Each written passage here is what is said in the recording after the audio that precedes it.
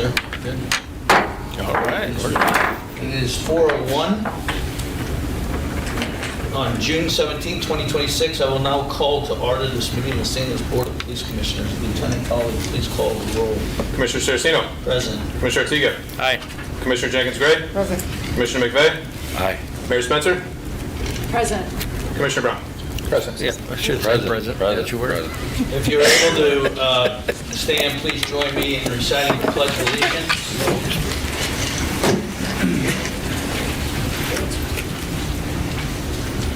I pledge allegiance to the flag of the United States of America and to the republic for which it stands, one nation, under God, indivisible, with liberty and justice for all. Thank you. You can see it. Thank you. You followed my lead. I did. I led you down the wrong Our path. first agenda item is the approval of the June 3rd, 2026 meeting. Do I have a motion to approve the meeting minutes from June 3rd? I'll make- make a motion to approve the minutes. Motion by Commissioner Gray. Is there a second? I'll second. Second by Commissioner Ortega. All in favor, say aye. Aye. Any opposed? Motion carries. Thank you. Okay, our next agenda item is unfinished business from last meeting. We're going to revisit and have, I think the best interest is to have Lieutenant Tully please read the resolution over. This is resolution number 2026-24, the resolution increasing annual salaries for command staff. Whereas the St. Louis Board of Police Commissioners has determined it to be in the best interest of the board to adopt the following resolution, and whereas the board previously adopted a salary increase for all St. Louis Metropolitan Police Department police officers and sergeants when it entered into the collective bargaining agreement for those recognized bargaining units. And whereas the board wishes to increase the salaries of all department command staff, including lieutenants, captains, majors, and lieutenant colonels, to improve recruitment and retention of those commissioned employees, as well as begin to resolve salary compression among commissioned officers. And whereas the board desires to show the value it places SLMPD employees by making these positions more market competitive. Be it resolved that the board approves a 16% salary increase for all department lieutenants. Be it further resolved that the board approves an 18% salary increase for all department captains. Be it further resolved that the board approves a 20% salary increase for all department majors. Be it further resolved that the board approves a 22% salary increase for all department lieutenant colonels. And be it further resolved that all salary increases described herein will be effective June 28th, 2026. Thank you, Lieutenant Tully. The resolution has been read. Do we have a motion to approve the resolution? I'll make that motion that we approve. Motion approved by Commissioner Ortega. Is there a second? I'll second it. Second by Commissioner Jenkins-Gray. Thank you. It has been motioned and second. Is there any discussion regarding the salaries for the command staff? Mayor Spencer. Thank you, Mr. President. I'll just reiterate, I think, first of all, I want to thank the board for the, I think it was a 10 or 2-week delay on this. We were really blindsided by this. The city was 2 weeks ago with the resolution that came before us with just 24-hour notice. This is, of course, in the very last few weeks of the city's budget finalization. We had already discussed and put forward a budget through the Board of VNA, had lengthy conversation with the Board of Aldermen through their budget committee. We had weeks, hours of testimony, scrutiny of the budget. An opportunity was presented to this board by the Board of Aldermen to come before the board's Budget and Public Employees Committee to discuss issues. I was the only commissioner who came to discuss and answer questions before the body that approves the city budget that would pay these salaries. Public safety doesn't occur in a vacuum, and policing doesn't happen in a vacuum. We all know that the Office of Violence Prevention plays a key role, but so too do all of the other city departments play key roles in public safety. We need our streets department to have flat, paved roads to be safe to drive on. We have to have a building division that can board up vacant buildings. We have to have a forestry department that can cut down weeds and help address vacancy throughout our neighborhoods. We have to have a neighborhood stabilization team that can triage all the challenges that we have. Policing doesn't happen well in a vacuum. And unfortunately, the decisions of this board are happening in a vacuum. They're not happening in concert, in collaboration with the other city departments that we as a community rely on and need to have operational in order to have a safe and healthy and successful city. And so I have really disapproved and been very disappointed by this process. We have scrambled in the 11th hour to work with our budget department to try to scramble to figure out not just how, obviously the board can exercise some discretion within the police budget, but as the board well knows, these decisions and these outcomes don't happen in a vacuum. There is necessary raises that happen for our fire department as well as necessary increases for the pension that the city is solely responsible for paying. And so it is enormously disappointing to have this occur, continue these decisions to occur in a vacuum. We originally, the board also provided for raises for the rank and file just a few months ago, 7%. As I discussed at that time, the city had just come through a year-long agonizing process to go through a pay study for our city workers to include, to understand what we needed to get our city workers just within a reasonable range of the regional average. Even without the raises for the police department, we knew we weren't going to be able to get there. We were able to eke out a 3% raise for our city workers, the overwhelming majority of whom are far underpaid when it comes to the regional average, far underpaid. As we've recognized that many that our police officers are, and they receive and enjoy a fraction, a tiny fraction of the benefits that our police department enjoys. We have to look at these things holistically, and we have to look at them with the city that the police department serves. Divorcing the police department and the decisions that impact the police department and the salaries here from the city that our police department serves is a disservice to all of us.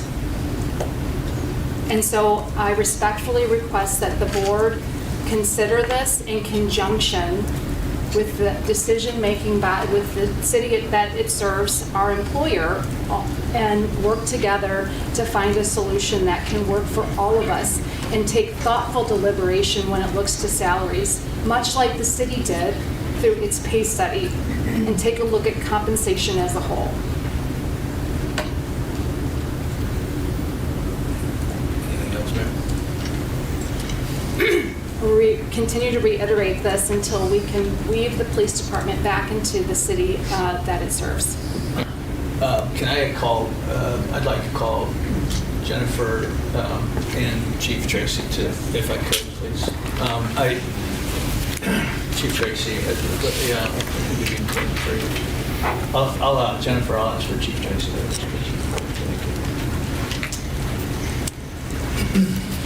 Board of Commissioners, good afternoon. Good afternoon, Chief. I don't know if you have anything, but I would just like to ask, if once again, I know we had this discussion on the 3rd, but just to reiterate the importance of what we have had to consider as a board for retention of our valued commanders in order to keep them within our department and how valuable they are to our department. I think as you being our top cop, excuse my language for that, but you are, that I'd like to hear that from you, please. Well, thank you very much, Chairman. I really appreciate the opportunity to be up here on such an important issue that for a long, long time has been neglected by the city because of the type of negotiations the city do, especially above sergeant and police officer. And Mayor, you talked about rank and file for 7%. It was only for sergeants and police officers. What we're talking about today is lieutenants, captains, majors, and lieutenant colonels. So I've been doing policing a very long time. I belong to Major City Chiefs Association, International Chiefs Police Association, the Police Executive Research Forum. I've talked to my colleagues. I've talked to them about the salaries and the compression that this police department has endured over the last several years, and this is nothing short unremarkable on how bad it is and how we've let it go for so long. And when we talk about, infrastructure, and we talk about things, and, the water department, and we talk about the pipes, and we talk about everything else, deferred maintenance, this is a human being deferred maintenance right now. It's happening. When you take a look at that graph up there, I think it's very telling. And I'll go right down from lieutenant colonels. $121,000 a year our lieutenant colonels get paid. I've worked in police departments where sergeants get made more than that, just base salary. And then when you take a look, we're just asking with a 22% raise to get them up to $148,226, which is right where the county is. And then when you look at Kansas City, which is a sister city of ours, that is under state control, that has somewhat the same budget, same percentages coming out of their budget, and what we're asking for today is a little over $1 million to do these raises, to fix some of the compression, but not to be where it needs to be. $60,000 more for a lieutenant colonel in Kansas City to be paid more a year. We have police officers and sergeants on this study with making overtime, making more than our top-ranking people. That doesn't happen in any police department across the country. I know that because I speak to the top 65 police chiefs, and I belong to an organization of 18,000 police departments. It's just not done.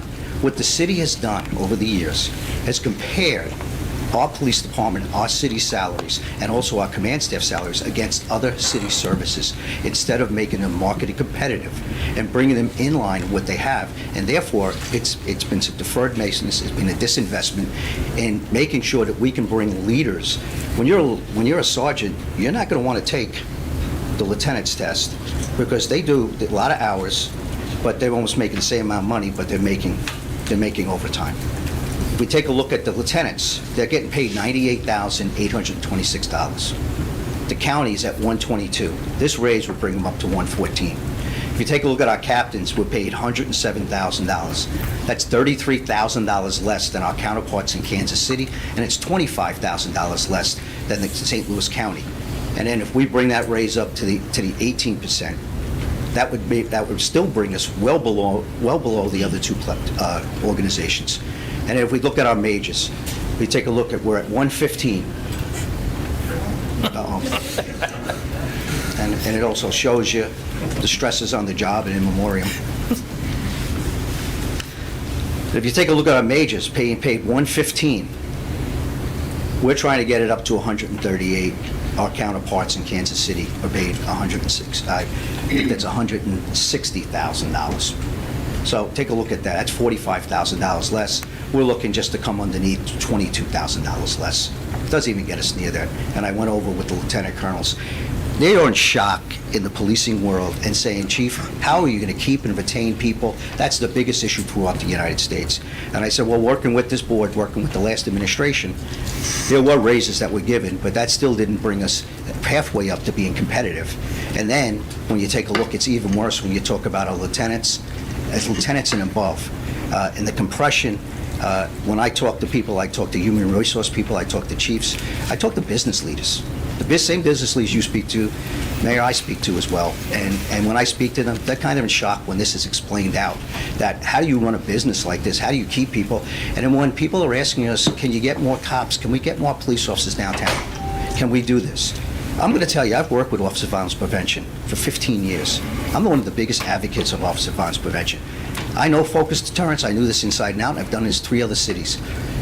But the success of Officer Violence Prevention and the other city services always go hand in hand when you've got a fully budgeted police department. And that's what's happened in every city I've been in, when we were able to bring a city back and we lifted all wages because we made the investment in law enforcement, public safety, and the police department. And then the rest start to come along. So this is where we're at. It's $1.4 million if we do budgeted strength. It's $1 million with the actual strength. And just to give you, Chief, can I, I'm glad you brought that up. I just would like for you to also just touch on how many we have in the lieutenant ranks, how many we have in the captain, how many we have in the major, and lieutenant colonels. so from lieutenants, we're down 17 lieutenants. They're crucial to be on the street, 17 lieutenants. And that's 55, we're supposed to be at 55, we're at 38. 38. We're supposed to have 180 sergeants. I'm sorry, 180 sergeants. We're down 55 sergeants. So being down lieutenants, 45%, down sergeants, 44%, and our police department's down overall 35% in budget, from budgeted strength and where we need to be. So we've attrited down. We're trying to be very careful to make sure that we have the right span of control, but certainly there's not a lot of people that want to start taking the lieutenants and also the captain's test, because they do not want to lose the money, because at the lower ranks, they're a little more market competitive, but not where they need to be. But the compression is I'm being quite honest, I've done a survey across the United States, and people are in shock at the way things are being done in this department, and how are we going to get the best and the brightest to lead the city in the future if they're not going to take these exams. Also, can you just, for the record, let us know, we have how many captains? We have 7 captains, We have how many majors? 7 majors, We have how many lieutenant colonels? 4 lieutenant colonels. So, and these, thank you. I just want to make sure that was. So we're talking overall for this race, we're talking, right now, we're going actual strength. We're talking 4, 7, 11, 18, plus 39. I think that gets us up to 57, 38, 56 with lieutenants. So we're talking about 56 people to try to undo some of the things that have been done in the past as far as the way the city has budgeted with the command staff compression and not addressing it. They were given lower percentage raises, which starts to compress an organization, and in any organization, and any business leader knows how important that is. And I certainly, as an organization, a police organization, I see it. That's something that I talked about as soon as I came here. I've talked about it with the current administration, and now I'm here talking publicly with the administration now in this board. One more question, Chief, and I think the mayor, you may have a question. Go ahead. Sure. Well, Chief, thank you. I appreciate your support of the Office of Violence Prevention. We talked about this a little bit last week when we were here, or maybe 2 weeks ago, and one of the things that you pointed out, and I agree wholeheartedly with, is that the Office of Violence Prevention works best when it works with the police department. And so I think that key word here is with, and we have to work together. And this is the point I made earlier, that we have got to make these decisions cannot continue to be made in a vacuum, and they have to be made with the city. You talked about talking with business Meg, can I ask you a leaders. question? Are we not, the Office of Violence Prevention is not working with the St. Louis Metropolitan Police I Department? think we can improve that, and we will. This is not a criticism of that, Chief, and that wasn't meant to be. Because we've I just got meant- things I'm with speaking Safer more about the- Cities. I'm Okay. speaking more about the decision-making with the city, Chief, more than that. I think you're right. You mentioned that you have been a strong supporter of it, and this was not a criticism of that. But you also mentioned talking with the business leaders, and I think one of the other things that business leaders across the region are very surprised and a bit horrified by is when we look at the total compensation package of our police officers. In the private sector, I think the benefits package for most workers is around 15 to 20%. When we look at city employees, it's around 40% of the salary. When we look at the fire department, it's 60%. But when we look at the police department, it's over 100%, 115% is what it goes into the benefits package. You are comparing to other cities here, which I really appreciate. And one of the things that you mentioned is Kansas City. Kansas City officers pay 12% of their salaries into their pension. City officers pay 7%, and all of our city police officers get 100% of those contributions back, unlike Kansas City. That is a big difference in the overall cost of policing and per police officer. Can I And hit so on that when we're point? talking about the compensation, it's really critical that those pieces are taken into account, particularly when a benefits package like here in the city of St. Louis, unlike anywhere else I'm aware of in the world, has a benefits package that is worth more than the salary of the police officers. That's a really critical piece here. And I'll also say that there is no police department that I'm aware of in the world that offers lifetime health insurance benefits, which carries a cost of $19,000 per officer per year. So if you pull back your graph here, if we add $19,000 per year to each one of those salaries, which it really does cost the city of St. Louis, it doesn't cost the police board, because by state law, that comes out of the city's budget. The police board doesn't have to worry about that, but it is a real cost to the city of St. Louis, and if we were to spend that money on the salaries of our police officers, we'd be in much better shape. And I'll add one other thing when you're comparing with other cities, St. Louis City versus St. Louis County, and that is the ratio of sergeants to officers. Their ratio is significantly lower, and so they have a much different balance when it comes to the overall table of organization. So there's a handful of things when we're simply looking at salaries that we're not taking into account the whole picture, and the whole picture is what the city has to pay for, and it comes out of a budget that's finite and has to do dozens of other things for its residents. Well, Mayor, for to say in the world, and this is the only police department that has this type of benefits. I've served in 3 other police departments, and I can say that from the NYPD, I have lifetime benefits. From, if I was stayed in Chicago and I reached a certain age, I'd have lifetime benefits. And if I stayed in Wilmington and I did my 20 years in Wilmington, I would have lifetime benefits. There's so many police departments. I don't know where you're getting your data from. Please, if you could share with me, I can show you. I can take a look at it. And for every police department, that's just not an accurate statement. And I can't sit here as a person that's receiving lifetime benefits from New York City to say that this doesn't happen in other places. I'm talking about the health insurance component that we've talked about. Well, the health insurance, I'm getting health And insurance right now from the NYPD. Kansas City and all these other departments that we've been comparing to up here don't have that requirement that I'm aware of, Chief. And if they do But, Mayor, you have said that requirement, everything. I'd love to hear it. You said all. Okay, So, well, I appreciate that, and I think that it becomes, we're not getting accurate information. Chairman, can I go into Yes, 7%? I have one But more.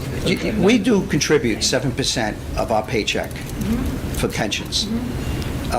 And then when an officer retires, it's after 20 years of service, then it's after 25, it goes up, and then after 30 is when you get that top number. But the SLMPD officers nor the city pay into Social Security. Therefore, SLMPD does not receive Social Security at retirement. But the city does not pay the 6.2 of all SLMPD's salary. The city only pays into the pension fund when it's underfunded. So we have a lot of things that are going on. Who's contributing? City employees do not pay into a pension fund during employment. So there's savings there for the city. The county pays 4% in their pension fund during employment. You're absolutely right, 3% less than the SLPD officers. And we do not receive Social Security benefits.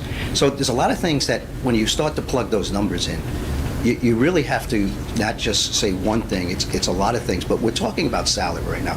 We're talking about compensation, and we're talking about people that can leave this department anytime, because when you take a look at how many officers are here and how many can leave, we have all but 7 lieutenants have more than 20 years experience. And all captains, majors, and lieutenant colonels have over 20 years of experience. That's a lot of talent going out the door that can leave right now because they can go. They'll leave because they're not getting compensated right. And you know what? Some of them keep talking about that. A lot of them are going to stay if we actually acknowledge and make sure that we have a prior compensation, and even though it's underneath where other places are.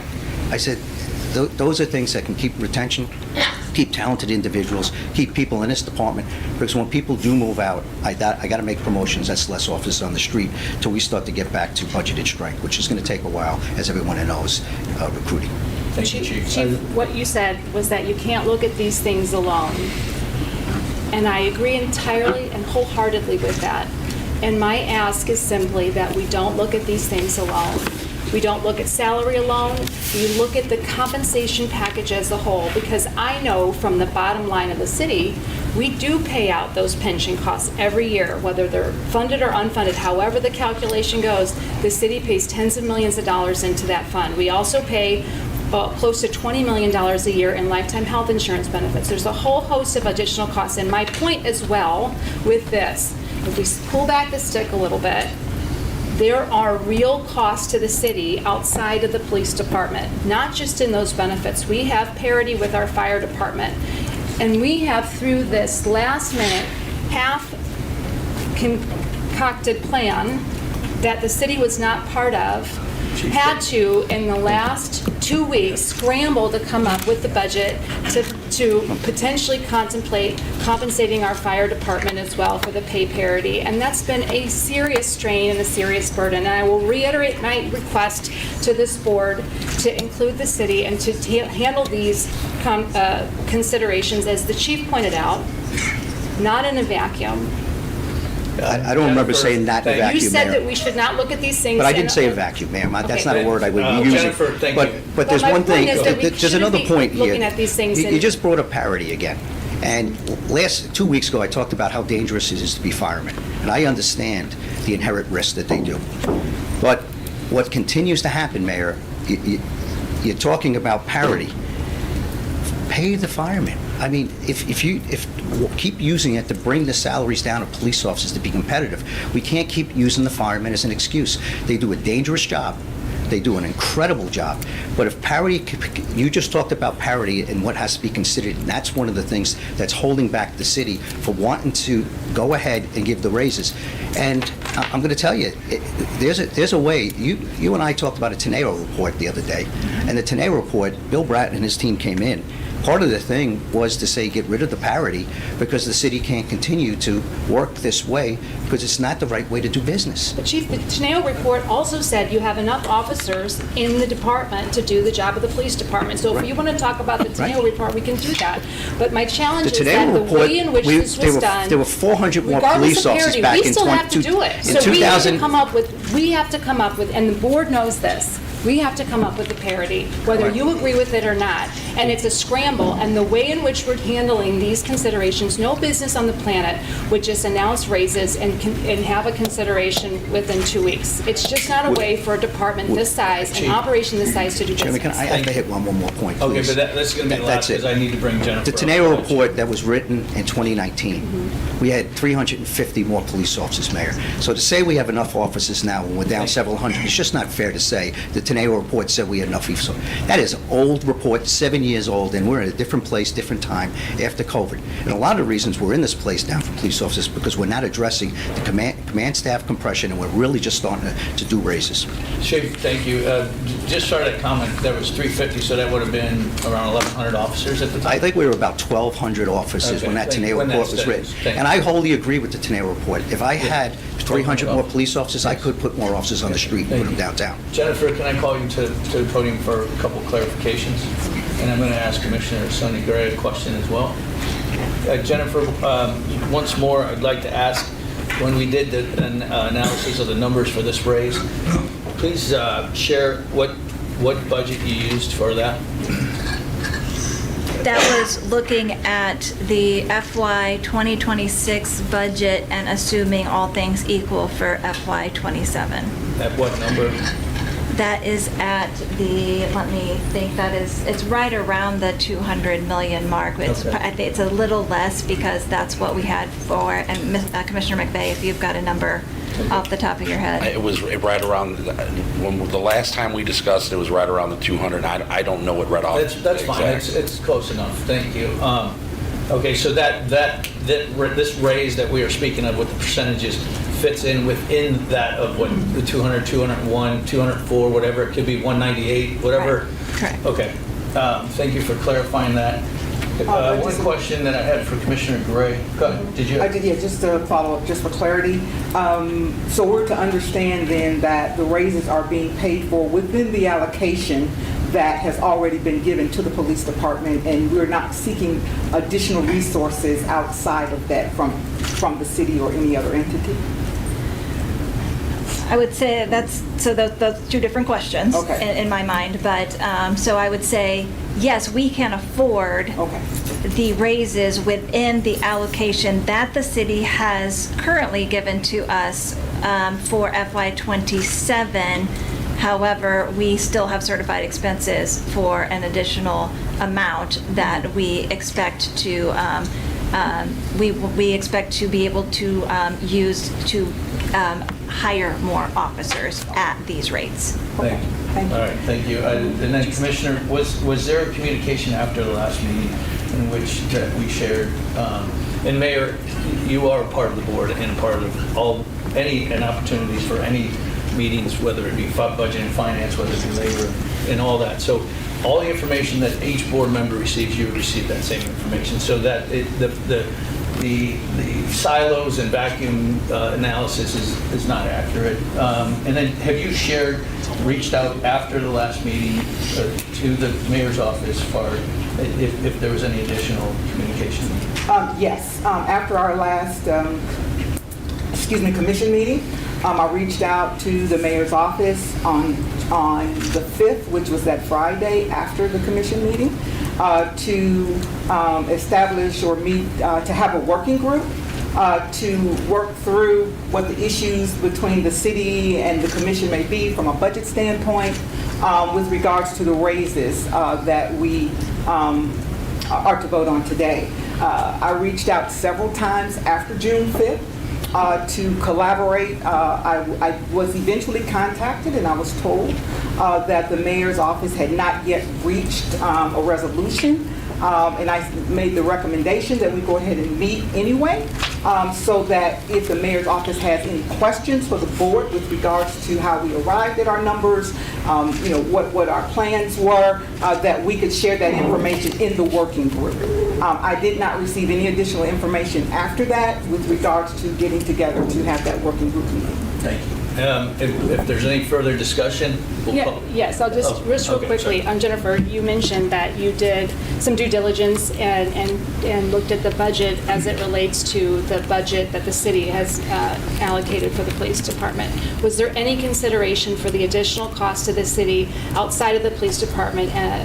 For example, the fire department parity. Was there any consideration of the additional costs that would have to be borne by the city of St. Louis if this resolution Jennifer, passes? I'll answer that question. We don't have that knowledge. It'd be impossible for us to Of answer course, that and so that question. is Thank true. you. So the challenge is that, again, the city has been forced to try to scramble to address the additional cost for the last 2 weeks. And Commissioner, with all due respect, the decision had already been made. The resolution was already put forward, so there wasn't a working group necessary or we had to figure out how we were going to fund the raises. So we are still waiting for a response on the overall working group.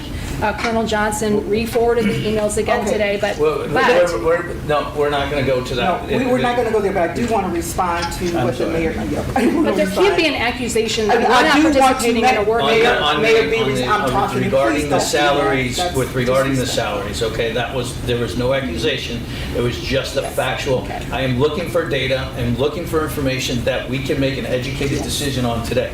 Basis, not philosophies, not thoughts, not any of that. It's numbers and how we will move forward. So I'm sorry to interrupt. Oh, no, If you would like to you're please fine. proceed. But with regards to, yes, you're right, the resolution had been put forth. But at the same time, we delayed the vote on the resolution so that you would have an opportunity to go back with your team and regroup. The recommendation for the working group, a working group can be established at any given point in time. And the reason for the working group was to be able to collaborate with you to meet your expectation of something that you said did not occur. And so that's why we reached out, and a working group would have been appropriate to establish some level of communication as well as a direction going forward so that we wouldn't find ourselves today back in the same place with a lack of information with regards to moving forward with the raises for the command staff. And so I do believe that that working group would have been a benefit for both the city as well as for the board if we could have had it. We are open to the working group.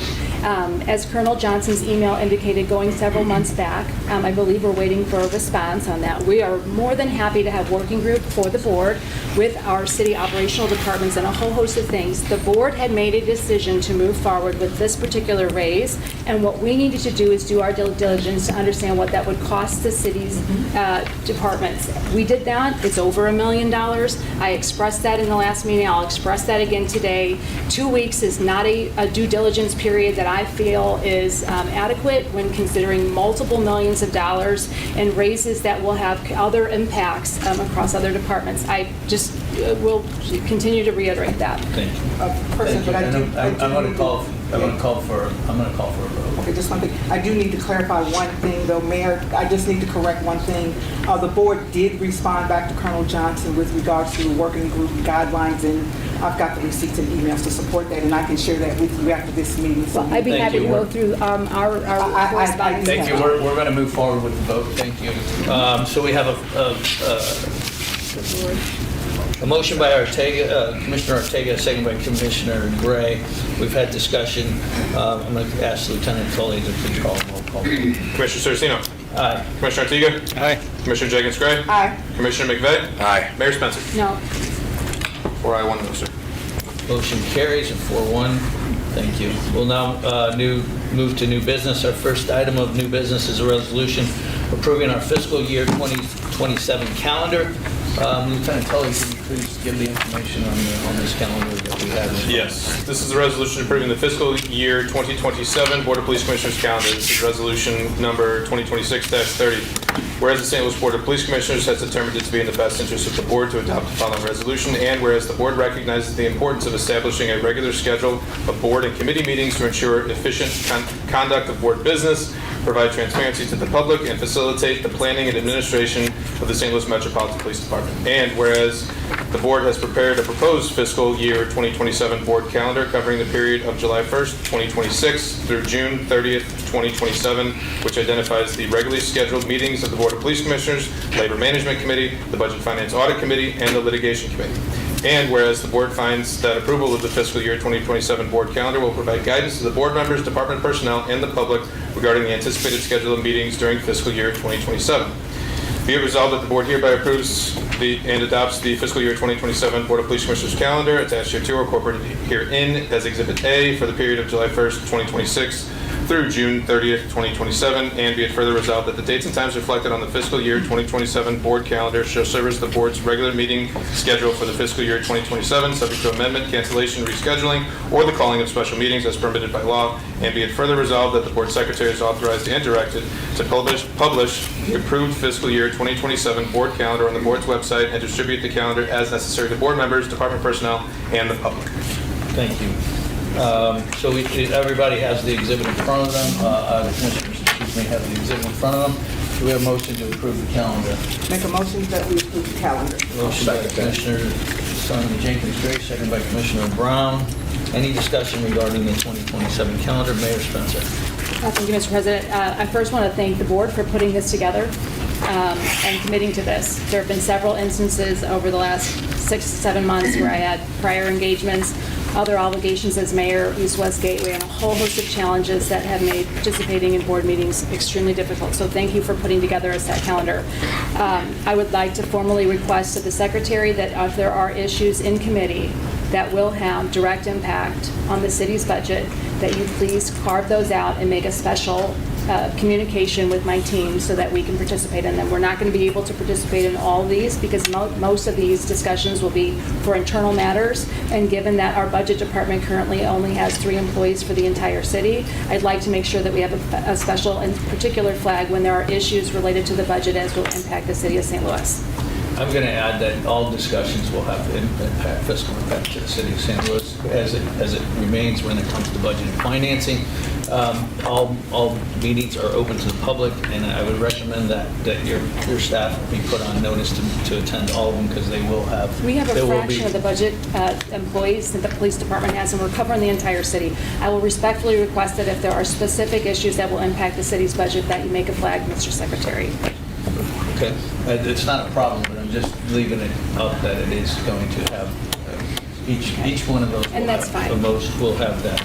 So we have a motion by Commissioner Jenkins Gray, second by Commissioner Brown. A discussion on making sure, and we will accommodate that request. There's no question about it. So I just wanted to make it's not ridiculous that we will accommodate the request. I'm just saying that all the decisions will be made. We'll have fiscal notes to that of what we're discussing. So, any further discussion? Not seeing none, let's call for a roll call vote for this motion. Commissioner Saraceno. Aye. Commissioner Ortega. Aye. Commissioner Jenkins Gray. Aye. Commissioner McVeigh? Aye. Mayor Spencer? Aye. 5 ayes, sir. Motion carries. Thank you. Okay, our next item on the agenda is resolution to transfer of real properties. Lieutenant Tully, can you please read the resolution? This is a resolution certifying a list of real and personal property to be transferred to the board and authorizing the board's general counsel to make a demand for the same. This is resolution number 2026-31. Whereas RSMO 84.325 requires the City of St. Louis to transfer the title and ownership of all real and personal property that is held in the name or controlled by the St. Louis Metropolitan Police Department to the Board of Police Commissioners, and whereas the board seeks the city's cooperation with the transfer of real properties identified on Exhibit B, attached here 2, and any other real properties which may be held in the name or controlled by the SLMPD, and whereas the board seeks the city's cooperation with the transfer of any capitalized personal property and any other personal property which may be held in the name of or controlled by the SLMPD. Be it further resolved that the board certifies the real property list attached here 2 as being subject to transfer under RSMO 84.325. Be it further resolved, the real property list is not intended to be inclusive of all real property that the city may be required to transfer to the board pursuant to RSMO 84.325, and is being provided only to assist the city in complying with its statutory duty. Be it further resolved, the general counsel for the board is authorized to issue a demand to the city for the transfer of real properties identified on the real property list, as well as any other real or personal property subject to the transfer under RSMO 84.325. Be it further resolved, the chief, in consultation with the general counsel, is authorized to execute deeds or other necessary paperwork to effectuate the transfers of the real properties identified on the real property list and any personal properties to the board. Thank you, Lieutenant Tully. Is there a motion to approve this resolution of transfer of real property? I'll make that motion. Motion by Commissioner Ortega. Is there a second? I'll second. Second by Commissioner McVeigh. Any discussion regarding the transfer? Mayor Spencer. I'd like to request not a committee, but a working group that discusses this. I'd like to go back to the proposal that the city put forward back in February related to an operational working group in some capacity. I think the idea that the city has to come to each one of these committee hearings is such an onerous burden for us to try to accommodate each and every committee that may or may not have we don't need to be a part of every working group, but we do need to be a part of this conversation. I noticed in the long list of properties that this board is with this resolution authorizing the board's legal counsel to demand of the city of St. Louis, one of which is the Laclede Garage, which is a shared resource.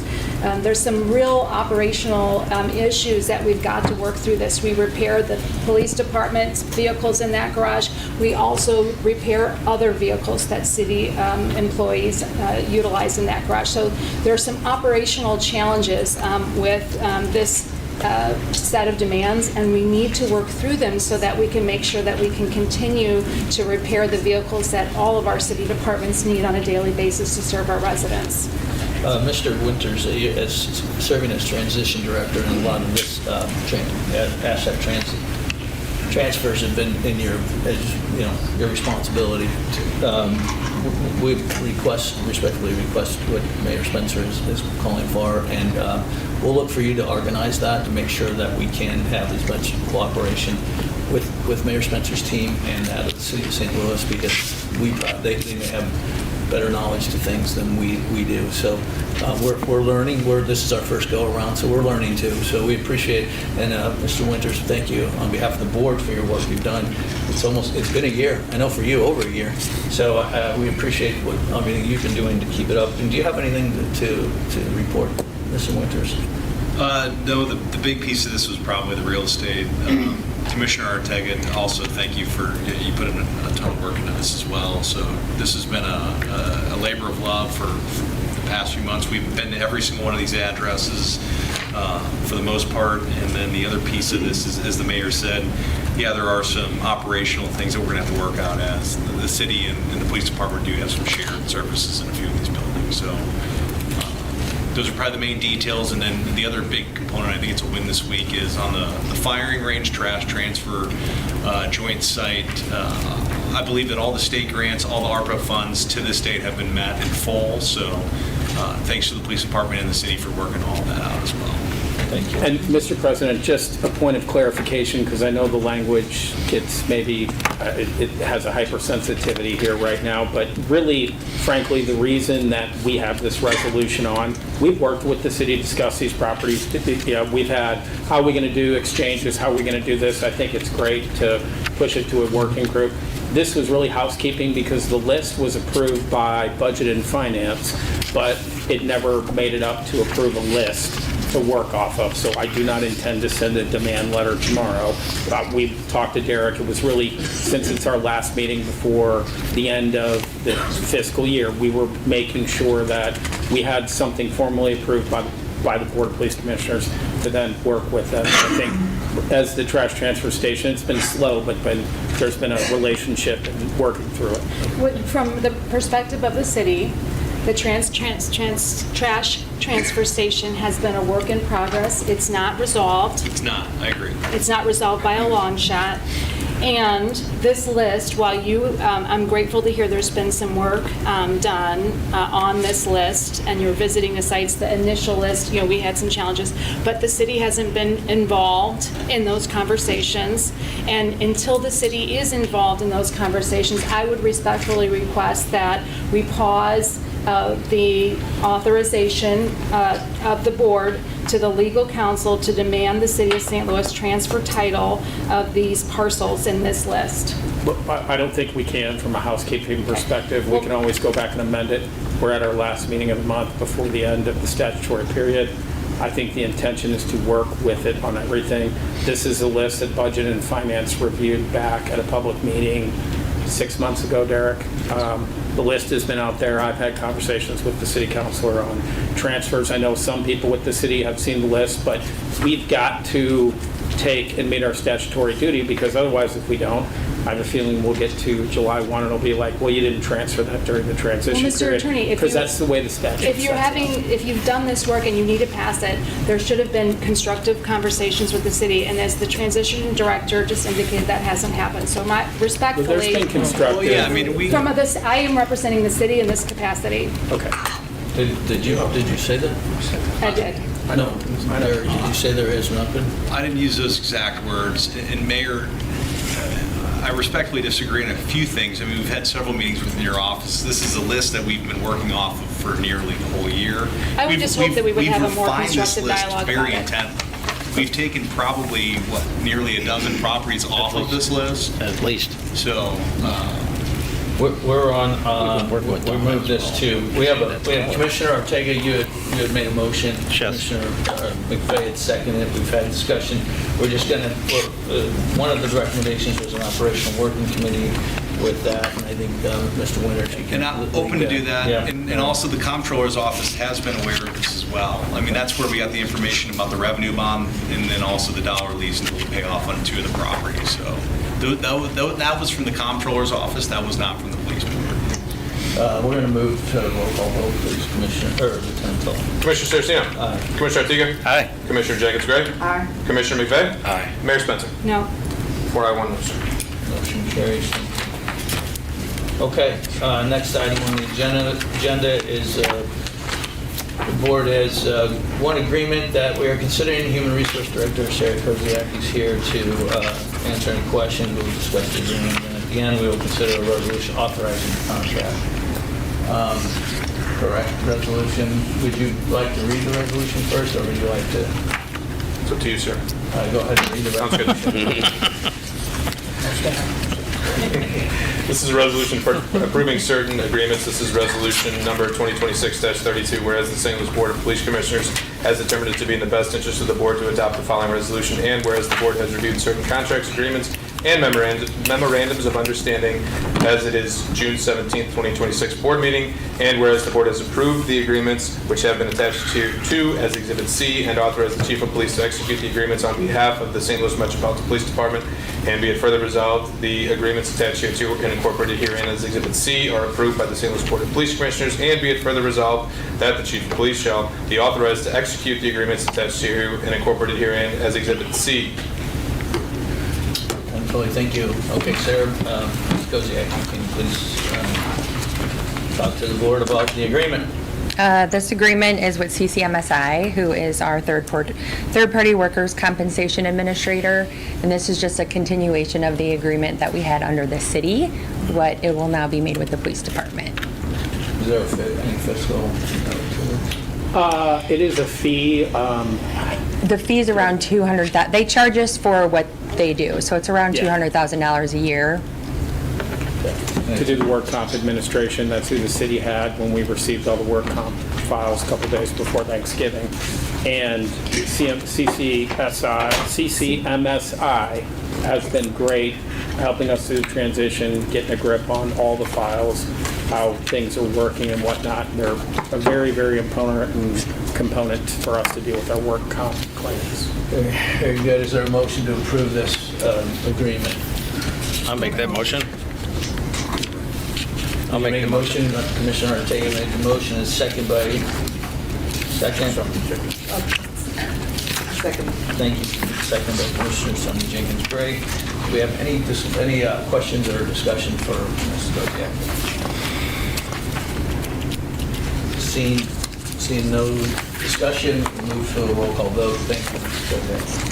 Commissioner Saraceno? Aye. Commissioner Ortega? Aye. Commissioner Jenkins Gray? Aye. Commissioner McVeigh? Aye. Mayor Spencer? Present. 4 ayes, 1 present, sir.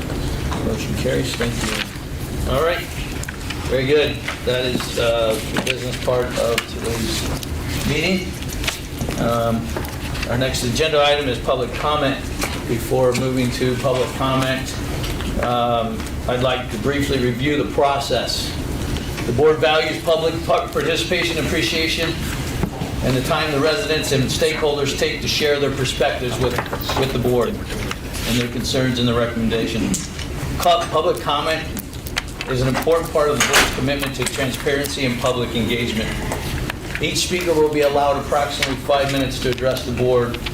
We'll be asked that the comments be directed to the board as a whole and that all participants conduct themselves in a respectful and professional manner. I also want to clarify the purpose of public comment. This portion of the meeting is intended to provide opportunity for the public to speak for the board, and for the board to listen. While questions may be raised during public comment, this is generally not intended to be a question and answer session or a debate between speakers and members of the board. Matters requiring additional review may be referred to staff and legal counsel or considered through the board's regular meeting process. To ensure fairness, consistency, and orderly conduct of the meeting, board members will generally not engage in the substantive discussion or respond to individual comments during the public comment period. The board's role during this time is to hear and consider the views of the public. In order to allow as many viewpoints as possible, we ask that the individuals having the same or similar viewpoints on topics designate one representative speaker to comment on their behalf. Board members will not interrupt the speaker during the allotted comment time, except to inform the speaker that they are close to having reached their established time limit. We encourage everyone to remain respectful of others. We ask that you refrain from interrupting others, avoid causing disruption, do not display any signs that block other individual views of proceedings, and comply with our public comment policy and other rules governing the board's proceedings. We appreciate everyone's cooperation and look forward to hearing your comments.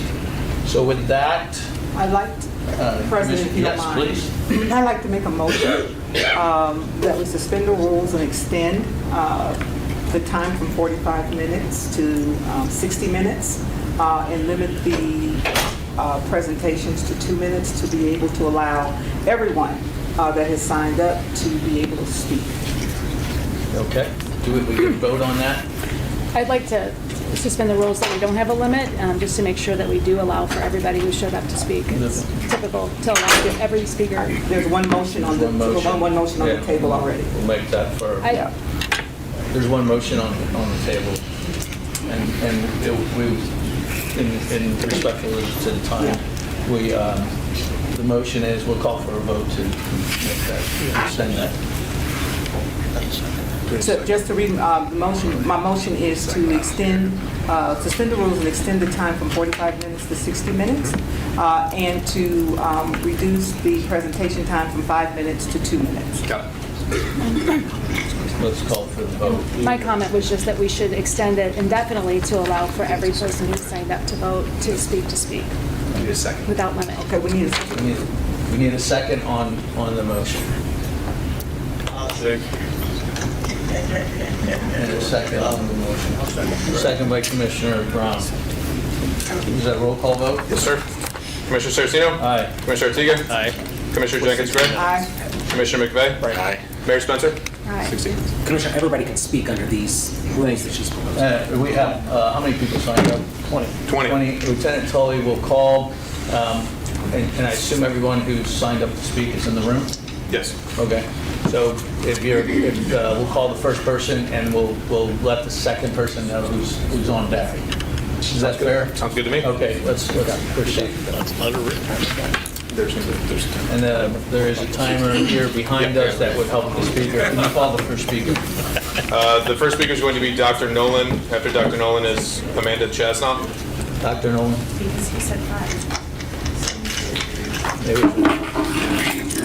Good afternoon. I'm going to use my 2 minutes starting now, addressing Mayor Spencer directly. I am aware that the budget related to the city of St. Louis makes a way to pay you upwards of $300,000 a year. That budget and that payroll and that salary has not been debated. It has not been a concern. Nobody has brought it up to date in your 1 year of your term. Therefore, the consideration of you being able to purchase your home in the 90 days of your term should be considered for all individuals working in this department. That's my honest opinion pertaining to that. The consideration of the human beings that work in this department, just like you as a human being, were considered when your salary was assigned. Their salary should be respected the same way. That's my first opinion to that. The second one is, as I'm sitting here listening to you, most of your complaints are relative to the infrastructure of the city of St. Louis that has never been in place and that needs to be concentrated on being put in place, and not the responsibility of this department or any other department to do so. You are elected to address the infrastructure and capacity that's missing in the city of St. Louis. The expectation is that you spend your time doing that with the other departments and the other branches of government versus being here, making it the responsibility of this commission to hear it from you. And the responsibility of the individuals that are looking for their raise, that is a regular activity of the Budget Committee and the Board of Estimate and Proportionate to happen every year, or when it's scheduled to happen. This is not new. So I'm asking that you refrain from causing further harm to the city of St. Louis taxpayers concerning yourself with things that are not the concern of this commission. The infrastructure and capacity problems that are related to the city of St. Louis, the charter, including the pay parity that I brought up to you 2 years ago, are for you to address with your administration, not this commission. Thank you. Next speaker is Amanda Chasnoff, followed by John Pauler. Please excuse me if I pronounce your name wrong. Members of the board, my name is Amanda Chasnoff. I am a resident of LaSalle Park. I am also a member of our neighborhood committee and a small business owner. Last Saturday, a resident of our neighborhood was shot and is in critical condition. Hours later, 3 masked men were carrying automatic weapons walking through our streets. We called the police and no one came. That shooting was a culmination of 6 days of escalating violence that residents reported repeatedly and were repeatedly ignored. Beginning June 9th, commercial-grade fireworks were discharged nightly by unsupervised minors, shot at people, shot at houses, shot at cars, shot at animals. When a resident asked them to stop, they came back the next day and targeted her home. A witness has described it as they purposely tried to light her up. The violence has grown every night, and every night residents have repeatedly called 911. Every night, no meaningful response has come. On Friday, June 13th, officers finally arrived after 90 minutes and dozens of calls before the sun had set, and laughed at residents and told us to just deal with it. Later that night, with no police presence, the situation became a war zone. Multiple youth, dumpster fire inches from occupied homes, fireworks masking the sounds of actual gunshots. I was personally surrounded, threatened with arson, that I would be killed, my husband would be killed, they would break into my house, killed my dog, and would rape me. When the police did return, they did not address the violence. Instead, a taser was pointed at an unarmed resident's chest, forced him to his knees, and handcuffed him for expressing frustration while trying to protect his own home.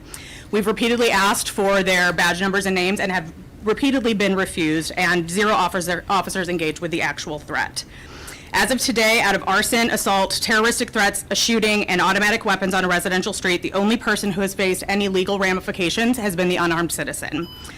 Our neighborhood has spent years doing work, building community with adjacent public housing residents, sponsoring children's sports, hosting events, and fundraising to get federated security cameras to associate with the Real-Time Crime Center to help you do the job to the best of your abilities. I have 2 very quick asks. First is that the juvenile curfew boundary ends at Shoto, which is our neighborhood of the LaSalle Park Apartments. This funnels unsupervised minors directly into our streets, and we ask that you move the line. Second, the STLMPD holds a 6-figure contract for protective patrols at the housing complex next to us. These patrols are not happening, and we've been told from the police that they cannot be sourced. So we are asking formally for us to please put officers into this position and please help us. Thank you. Thank you. Thank you. Next speaker, John. John. Yes. After John, I believe, is David Stokes. Hi, folks. My name is John Parker. I'm a 4th-generation St. Louis City resident. I've been actively involved in politics in the city for some time. I've gotten to know a few of you in different capacities. I've advocated for the police making more money for a long time. I talked to a cop on the beat about this, and he said, well, we're currently 61st of 62 munis, and we agreed that that was ridiculous. The delta between officer pay and, regular officer pay being out of whack, I totally understand that. I like math. I understand that a manager should get paid a certain amount more than somebody who's an employee. I get that. That's logical. What's not logical is how this is happening. It's like you guys are a kid who wants to open his Christmas presents on December 20th.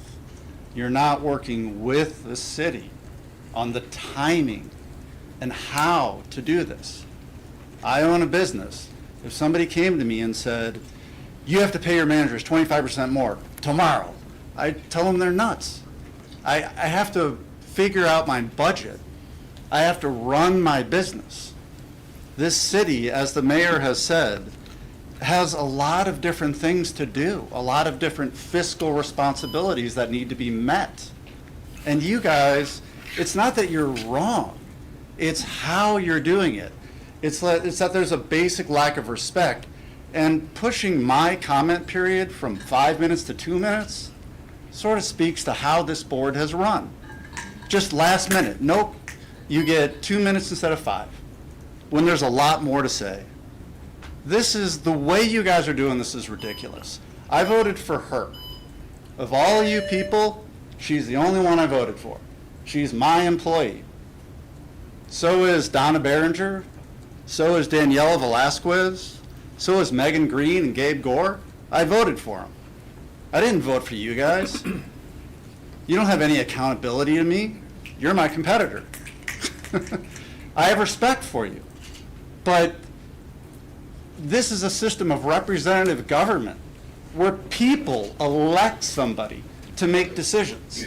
And if they don't do a good job, we can vote them out. We don't have that power with you at all. And the one person we do have that power with, you guys are bullying. Everybody can see it. So please, respect the person that we elected to run our city so that she can do her job and give us, you guys want to get paid more, you need to grow the general revenue, you need to grow the population, and businesses need to come here. And in order for that to happen, trash has to be picked up, streets need to be fixed, everything has to function better for people to want to come here. Public safety is absolutely a part of that. But if you don't work cooperatively, then you're not going to grow the population or get businesses to come here. And she's the one in charge of that. Please respect her, please respect my vote, and please respect the future of the city of St. Louis. Thank you. Next speaker is David Stokes, followed by last name of Soller. Good afternoon, everybody. My name is David Stokes. I'm Director of Municipal Policy at the Show Me Institute, Missouri's free market think tank. And I want to say, before I get into my comments, that I testify before legislative bodies and local government entities all over the state and have done so for 20 years. And that is the best public comment timer I have ever seen in my life. There's no excuse to go long. So I appreciate having that. You all have written comments that I submitted, my longer form remarks, and I hope you'll review those. I won't go over my 2 minutes here. I just want to say that as somebody who supported the state takeover of the police department and still does, I'm here to talk about the dispute over the Rams funds and the current budget. And I do want to say that the city's position on that is absolutely correct. There is no way that one-time funds such as the Rams money should be included in this type of budget type thing. And I don't usually read in my public comments, but we have some very precise wording, so I'm going to do that here. And so in budgeting terms, general revenue is a flow of resources, while the general revenue fund balance is a stock of resources. The distinction is important because spending requirements are typically tied to annual revenue flows, not accumulated balances. Otherwise, governments would be effectively penalized for maintaining reserves and things such as that. Let's use the state as an example. The state law is that the state's supposed to spend 25% of its revenue on education. And they quibble sometimes about what funds get counted in that, but nobody has ever suggested that the state's rainy day reserves and other reserves, of which it is substantial, be included in that calculation. That is a separate thing. It defies common sense to think that you'll take the $67 million in 1 year and spend it on whatever you choose to spend on. The next year you'll have to make significant cuts because that's a one-time thing. So I would hope that this board would end that dispute with the city, and I don't have time to go into it in detail in my spoken comments, but in my written comments we do talk about how we very much hope that, as discussed, maybe it's a working group that you all discussed at the start, to have certainly better cooperation between the city and this board, because you are spending the city's money on the police department, and we certainly think that the city should have a very large input in not how it's managed on a day-to-day operation, that is your job, but how much money goes into that to start with. And with that, I appreciate all of your time. Thank you very much. Thank you. Thank you. Next speaker. Next speaker, the last name is Solar. After that, Ida Taylor. Oh, wait a minute. No, you're up. Yeah, sorry. Yes. Yes. Thank you so much for for giving me this opportunity. I'm a, 5-generation St. Louis, and I love the city of St. Louis. I am very, very sad to see our city mayor and everybody who runs the city being bullied by this board. And it is destroying the respect from the police to the citizens as well as to the state of Missouri. And I think it's unfair to compare us to other cities because we have lost a huge amount of population. We've had a horrible tornado, and this is not being considered. It's the demands. You cannot compare how your neighbor spends their money and the way you spend your money. And you may be making the same salary, but you can't compare it. And you have to respect the way they can make it work. And if you are at odds with each other, this just isn't going to work. That's all I have to say. Thank you. Thank you. Next speaker is Edith Taylor. After that, Danny Kahn.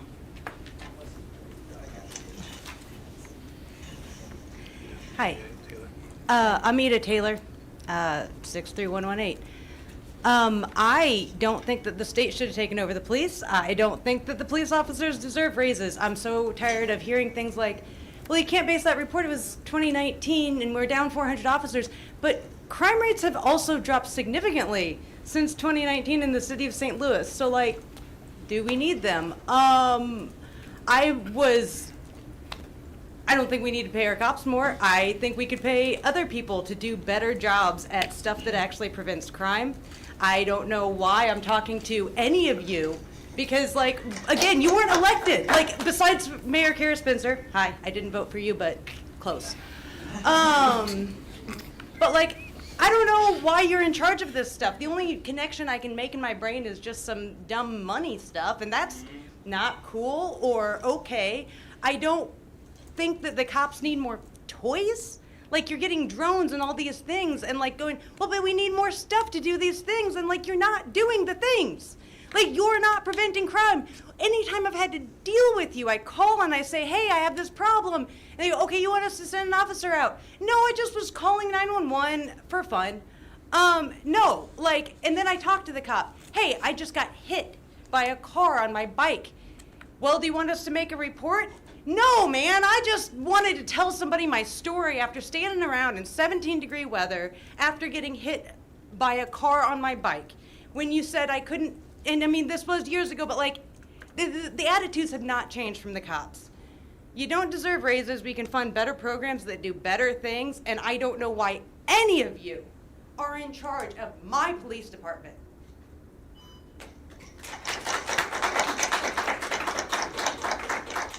Next speaker is Danny Kahn, followed by Armin Walker.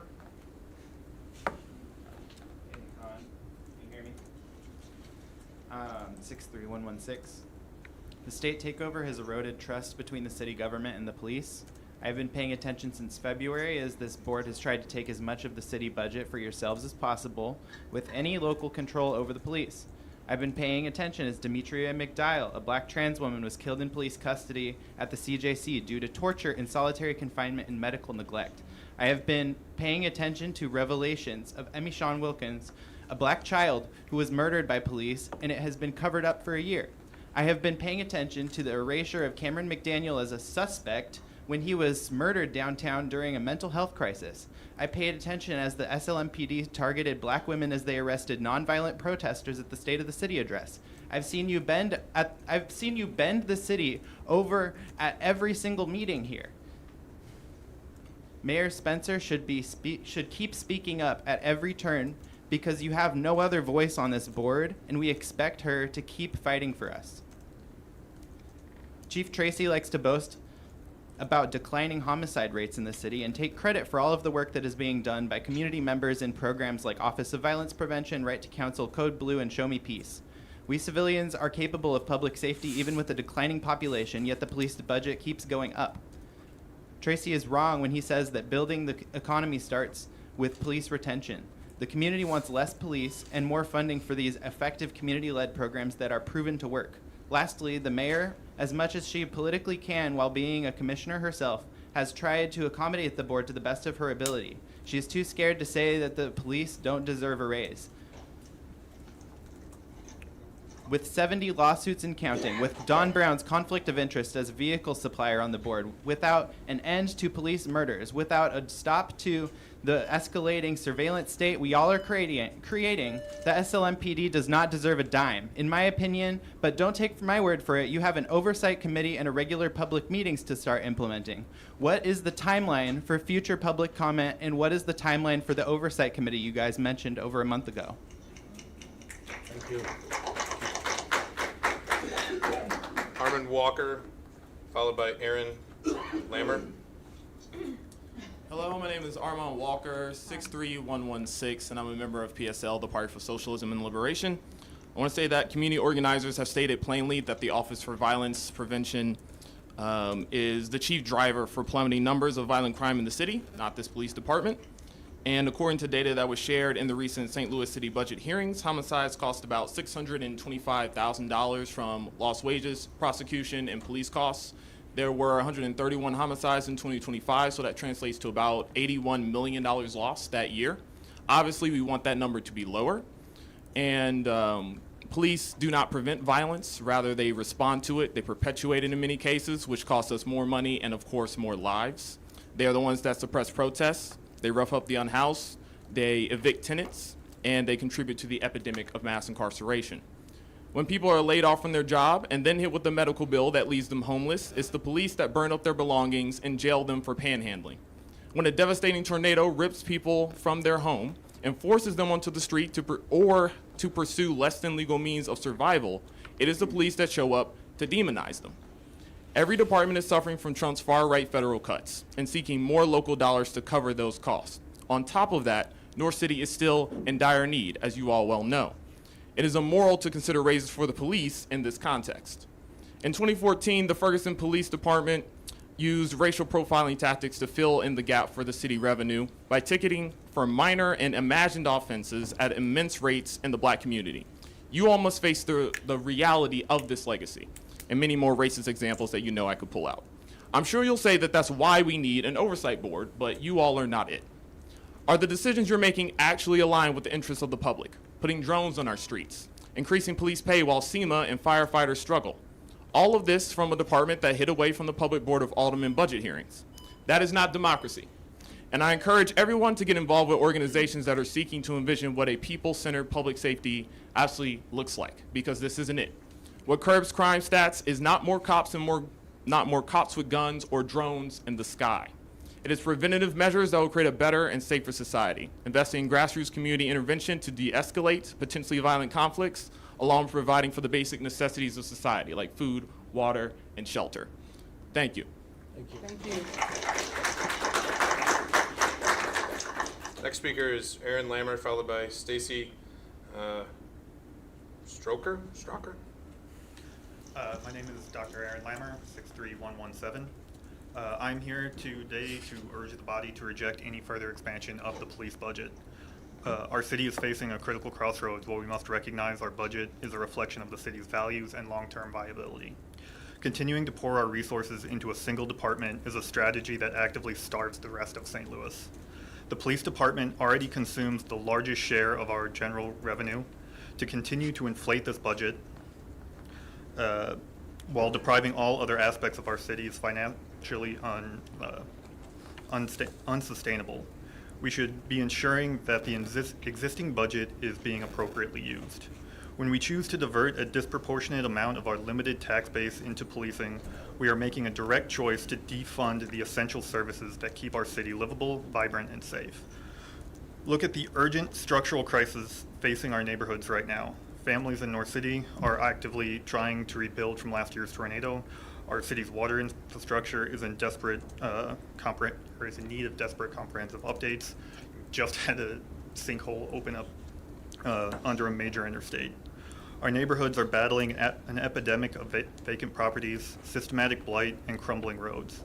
Every dollar that is reflexively added to the police budget is a dollar taken away from housing stabilization, modernizing infrastructure, youth programming, and vacancy reductions. If we continue on this path, we will find our streets still crumbling, our tornado victims still displaced, and our municipal workers entirely depleted, while the root causes of crime remain completely unaddressed. True public safety cannot be achieved through spreadsheets that squeeze the rest of the city dry. A safe city is built on stable housing, functional infrastructure, competitive pay for municipal workers, and targeted neighborhood investments. Thank you very much. Thank you. Stacy. Thank you. I ain't gonna reiterate what everybody else said. First of all, I'm coming from a perspective of a person. I've been a victim of violence.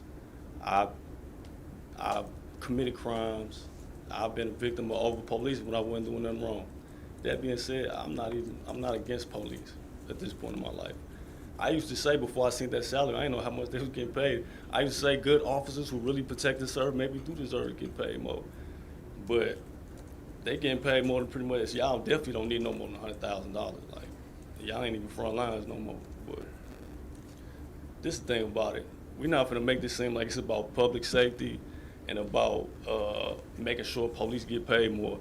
This is about the fact that private companies, y'all know who I'm talking about, the private companies y'all be affiliated with are contracted with the St. Louis Police Department. They put money into these political action committees to get this legislation passed. They even created this board in the first place. And so y'all know that's why we're here right now. It's not no public safety. It's private money messing with our local politics right now. And so same thing is going on with the prison industrial complex. You got private companies selling commissary, selling phone minutes. They don't care about the people that's locked up. They don't care about no reentry programs, no educational programs, no workforce development programs. Same thing with the military industry. These private contractors contracted with DOD don't care about who can bomb the Gaza. And now it's happening right here with this situation. Y'all have companies that's doing the maintenance on the cars and selling the tasers and the body cameras. y'all they put their money together to create this legislation, to create this board. Ain't nobody vote for this board, man. Ain't nobody vote on none of the motions y'all just passed. Ain't nobody in here vote for that. Ain't nobody in the city of St. Louis voted to create this board in the first place. And so y'all taking money out of the city for y'all can do what y'all do with it. The people that own these companies ain't gonna be staying in the neighborhoods that's directly impacted by this legislation. And some of y'all should be ashamed of yourself, man. Right on for standing on business, man, because you don't get credit for a lot. But when she was saying y'all working in silos, she talking about y'all ain't doing this with the city of St. Louis, man. Ain't nobody in the city of St. Louis supported this. Only people, and sometimes just for everybody, for real, we don't know everything that's going on behind the scenes when it comes to how this money is affecting our politics. It's not just about public safety. It's not just about, we need to fill a few vacancies. Yeah, we need to do that.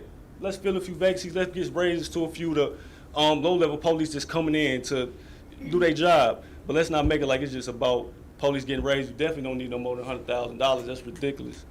And pay attention to the money, man. That's what they did for real. Thank you. Next speaker is Karen Yang, followed by Caitlin Kilgo. I yield my time.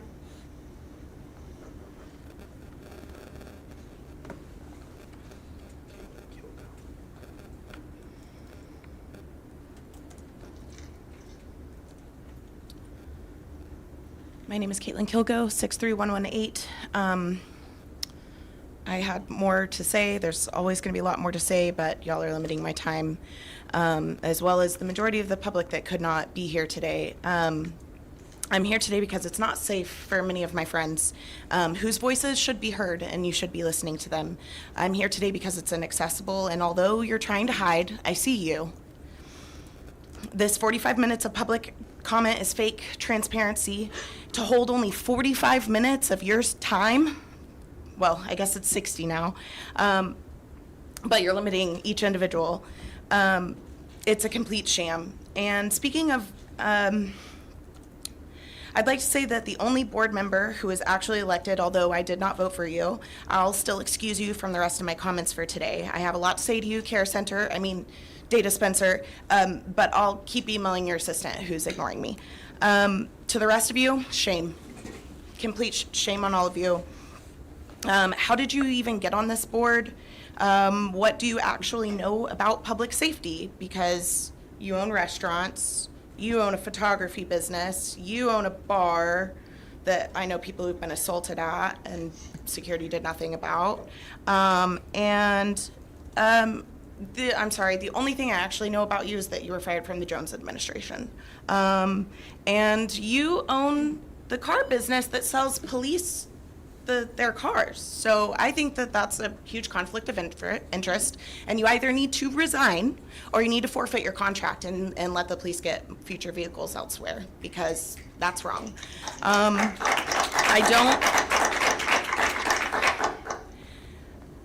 I have a lot of other things to say, but I think that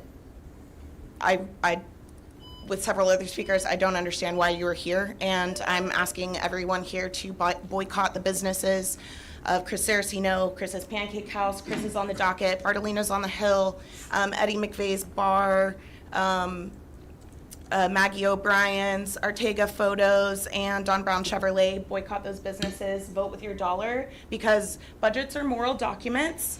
The police, the SLMPD particularly, are the deadliest police department in the entire nation. Y'all are creating a false narrative about who's actually dangerous. You think that teen takeovers are bad, but no one is holding accountable the officer who shot a 17-year-old boy, Brett Carlson. SLMPD officer Brett Carlson and all the other state-sanctioned murderers do not deserve raises.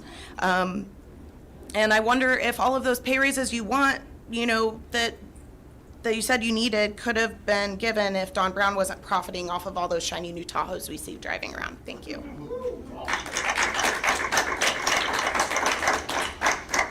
Next speaker is Margot Moinister, I believe, followed by Neil Thompson. Good afternoon. My name is Margot Moinister, 63116. I'm a mother raising a child in the city of St. Louis with another on the way. I'm also a sociologist and a professor at WashU who researches policing. And I'm speaking today in opposition to the dramatic increases in the police budget and salaries that your board has been overseeing. Redirecting the scale of funding to the police will not make the city safer, as many have already said in this room. Research, really good empirical research, consistently shows that large police budget increases do nothing to reliably reduce crime, but they do increase surveillance and criminalization, especially in Black and brown neighborhoods that are already over-policed. And as many in this room have already stated, and as once again we actually have really good empirical research to show that these kinds of this funding that you're taking away from the city is hampering the city's ability to address basic services and address the root causes of crime through investments in affordable housing, community violence intervention, youth programs, and public health. We need this funding to be able to make this city safer, and I urge this, board to reconsider this and to actually use data and research to be supporting their decisions about how they're using the city's funds. Thanks. Next speaker is Neil Thompson, Yes, sir. followed by Daniela Velasquez. My name is Neil Thompson. I've been living in St. Louis since 1964. I used to be proud of being an American and a St. Louis citizen, but I'm starting to lose my pride for both because they become so evil and wicked and forcing this stuff down our throats that we don't like. This striped flag is a symbol of hate. It's total rebellion against God, morals, church, and Jesus Christ. First of all, I'm here to worship and glorify my Father God's name to the ends of the earth. In Jesus Christ's name, to give people hope, faith, and encouragement, to tell them to be bold, be brave, be strong, stand up for what you believe in. If you believe in God, you shouldn't let nobody run him out of this country or take his name off of anything. And I've been doing that for 38 years. The walking Forrest Gump. Took me 25 years to walk to all four corners, to give people hope, faith, and encouragement. And we got to straighten this mess out. And if we didn't have this war machine going on, everybody could have free food, free housing, and free medical. Quit making the junk. Quit selling the junk. Boeing's out here making killing machines, and everybody's all happy. Well, we're making money. Quit selling the stuff. Quit making the stuff. All you got to do is get rid of the three bad guys. You don't need to kill 100,000 people. It's destroying the whole planet. And that's what the devil come here to do, is destroy this whole planet, because he hates us, because we're the mortal, earthly human beings that has more power than he has. And them other human beings out there on them other planets laugh at us. Look at them fools. They're destroying that whole planet, living in luxury and entertaining themselves, polluting the world to death. I could care less what they think about me. I'm a ward of the state of Missouri. I belong to the king and queen. Uncle Sam is my uncle. I was raised as an orphan here in the city of St. Louis, and proud of it. Thank you. Amen. God bless. Next speaker is Daniela Velasquez, followed by Barbara Meyer.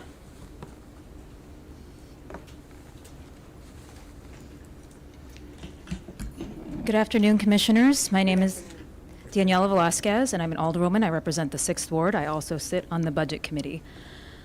I am elected to represent the people of Shaw, Tower Grove South, Dutchtown, and Compton Heights. And I want to start off by saying public safety, as you know, is a mix of things, but part of it is trust and stewardship of not only the resources that you have, but also the trust of the people. As a member of the Budget Committee, I have been disheartened and disappointed to see the tenor in which this has all happened, how we got here. You can tell me and sit here and say and have discussions on technicalities, but anybody watching the news, anybody paying attention, as business folks, you would not run an organization and ignore 75% of it, or you would not take the 25% and take the piece and disregard the whole. And that is consistently what is happening. You all are successful businessmen, multi-million-dollar businesses. The city of St. Louis is a multi-million, $1.5 billion organization. As one of my constituents, Mr. Parker, said, how difficult would it be to demand raises without considering the whole of the budget? Secondly, my other disappointment is that, is that this board was tasked with safety and security to increase better perception of the city of St. Louis. I don't understand how going to battle with the city at every turn is helping the perception of our city. I don't see how it's making our city safer. I don't see how pitting against police officers and refuse workers and firefighters and saying that some things matter more than others when they all matter, especially when it comes to public safety. If we're popping cars on tires, we need to fill potholes. How is that going to happen if we don't have the ability to tend to the rest of our budget? So I ask you, what's next? This seems like a Pyrrhic victory to me. If you twist our arm and you make these raises and you make decisions that hurt the city, then what's next? How are we going to ever, as a person who is responsible and elected to be responsible of our budget and of the safety of our people, how do we get to a place where we can have reasonable discussions, where we're not bickering and fighting at every turn? Because, again, you don't need to be a professional to watch one of these meetings and see that's what's happening.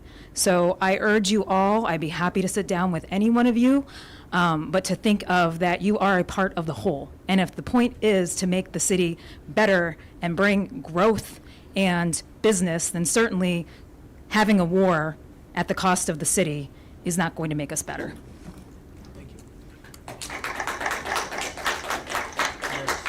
Next speaker is Barbara Meyer, followed by Bertie Jackson Babel, perhaps?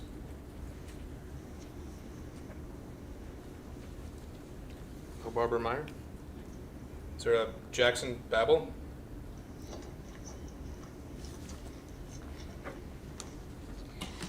My name is Bertie Jackson Babel. I live in the 63111 area code. My question to you all is, how do you justify your budget demands that will require cutting funding from programs that have been known to increase public safety, like Island's Office of Violence Prevention, Right to Counsel, Code Blue, affordable housing, youth programs, not curfews, youth programs, and basic city services that every St. Louisan needs? This is especially bold when you kill more citizens than any other police department, are racist, transphobic, and work with ICE. I'm a therapist, and I worked in community mental health for a number of years. I have worked with numerous people who've experienced trauma due to interactions with the SLMPD, and rarely, if ever, have had a client that said that they felt safe around any of you all. Also, how do you rectify that most of you had conflict of interest with being on this board in the first place? That's real bold. The police have never kept us safe. We don't need you. We need these basic services, and you don't deserve anything, not even a cent, much less a raise. Thank you.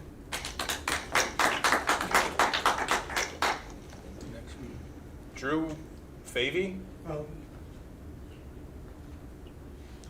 My name is Drew, and I am part of the 9th Ward, 63108.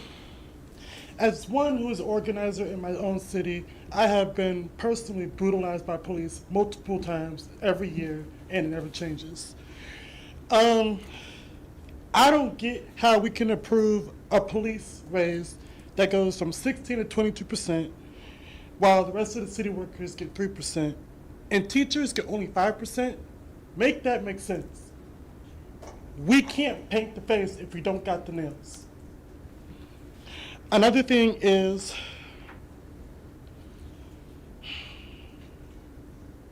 that the Police Board of Commissioners don't get a say in what we want for our own city. I don't believe any of you, and you shouldn't deserve anything from us. We didn't vote for you. We don't know you, and certainly y'all don't know us. You can't be for a city if we can't trust what you say. This board has asked multiple times to speak in public hearings, in front of us, with us, alongside us, and you haven't. I've been to multiple hearings where y'all should have showed up, but the only person that did was the mayor, and I respect that. Now, I don't respect any of you. How can you give cars to police officers when we already got cars that can just need to be fixed? How can you run a restaurant when people don't feel safe in your own bar and in eateries? Now, granted, as a 27-year-old, I will say this. I don't feel safe around you. The police shouldn't be under state control. It should be for the city and nobody else. Thank you. James Dwyer, followed by Alderwoman Sonia.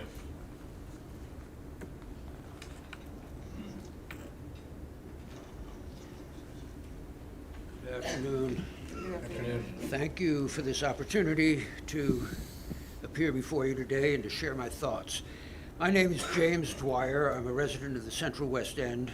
I speak from the perspective of a resident of the city of St. Louis for nearly 59 years, as someone who has been actively engaged in community affairs in multiple roles over most of those years, and as a mediator who believes strongly in the power of effective communication and collaboration. I'm here not to criticize or antagonize, but rather to share my observations regarding recent actions of the Commission, excuse me, specifically regarding certain funding demands and their impact on the broader interests of the city and its citizens. From this outsider's perspective, the optics are not good. Reported demands for dramatically increased funding for SLMPD beyond that provided for in the current FY 2027 citywide budget proposal appear more as an exercise of delegated authority than as a reasoned demand based on demonstrated need. That impression is based in part on the understanding that funds allocated to the department in recent years have not been fully deployed, and therefore the demand for increased allocation from an already strained budget does not appear to be reasonable, justified, or, given the equally essential funding needs of other city departments and agencies, tenable. SLMPD is but one of many important agencies that are critical to maintaining a vital, viable, and ultimately sustainable community. Based on personal experience, I believe it is both fair and accurate to state, as a broad generalization, that as much as the St. Louis community wants and needs effective law enforcement, the average citizen is equally concerned about reliable delivery of basic everyday services by the Streets Department, Refuse Division, Water Division, Building Division, Parks Department, and the like. To the extent that the Commission's current funding demands were to succeed, all of those agencies would be required to operate on diminished resources with predictable outcomes. That would not be in the interest of the broader community. One final note. It is my understanding that the Police Department has not published an annual report since 2020.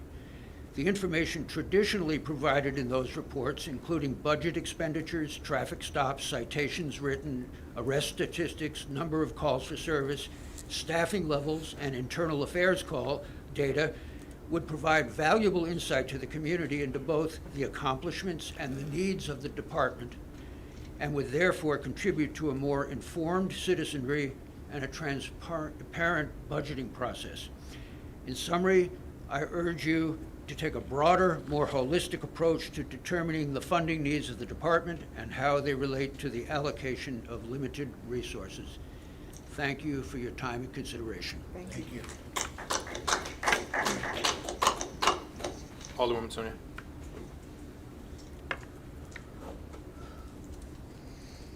Good evening, members of the board.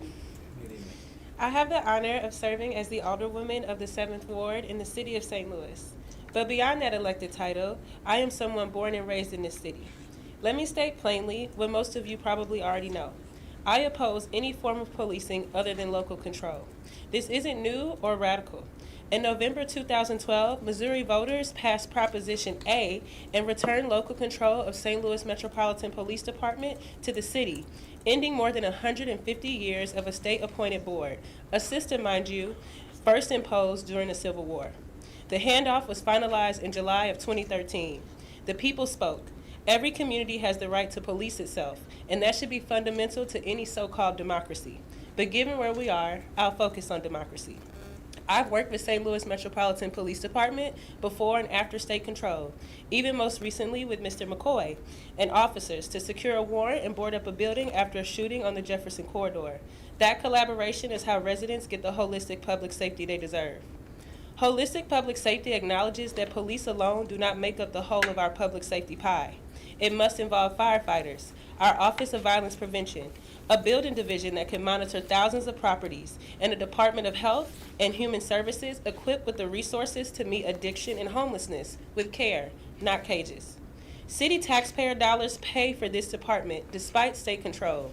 Yet, this is the first time the public has been allowed to address you directly.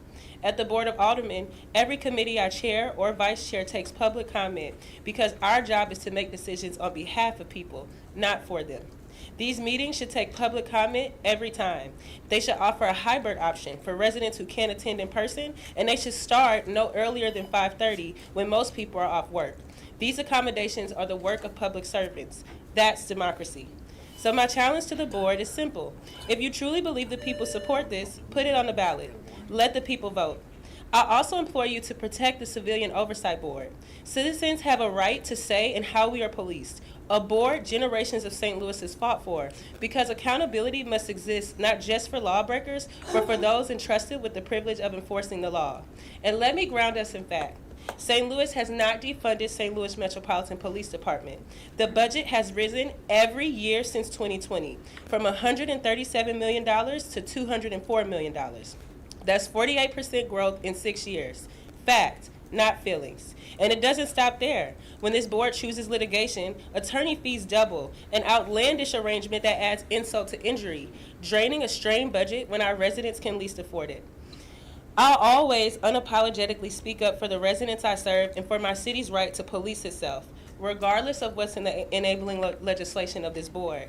I understand that there's legislation that says local officials who interfere in policing could be punished and removed from office. Well, I would rather lose my publicly entrusted position than abandon my duly elected right to do so.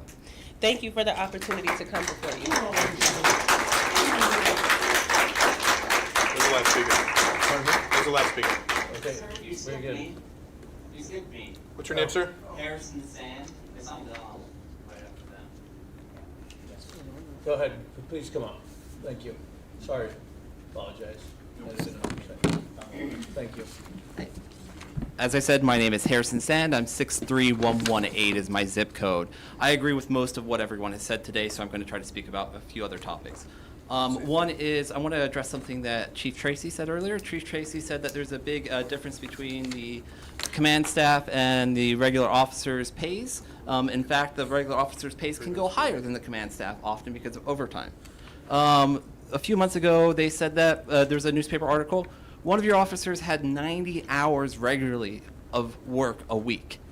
No one can function at 90 hours a week. They were making over $100,000 extra in salary that year. That would pay for the command raises if you put a cap to overtime. And you're going to say that, well, the police union's going to stop you. You are willing to fight everyone, including the citizens, representatives, but you're not willing to fight the police union.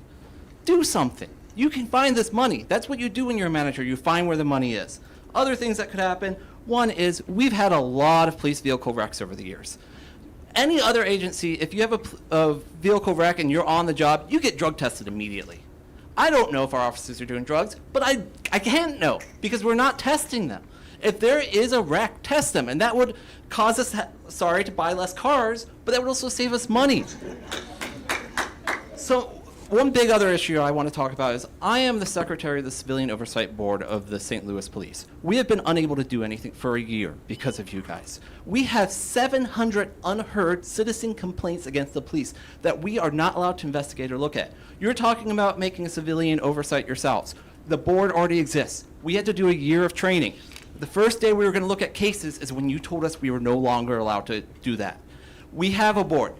You could activate it today. You could vote on that today and say, we're going to follow the rules that have already been written and came up with by elected representatives and our community. And the accountability board that you're looking at is not really accountability. It is a board that's going to be looking at what you guys do. We need a board that's looking at the complaints that are made against the police. We need a board that's looking at the policies and procedures of the police. When I was on the board, I even asked the St. Louis Police, I did a Freedom of Information Act, I asked the police office, could I get a list of your policies and procedures because I'm going to be looking at officers and trying to judge whether or not they're following those things. I was denied. I was told I would not be allowed to have their policies and procedures as a member of the Civilian Oversight Board. Thank you.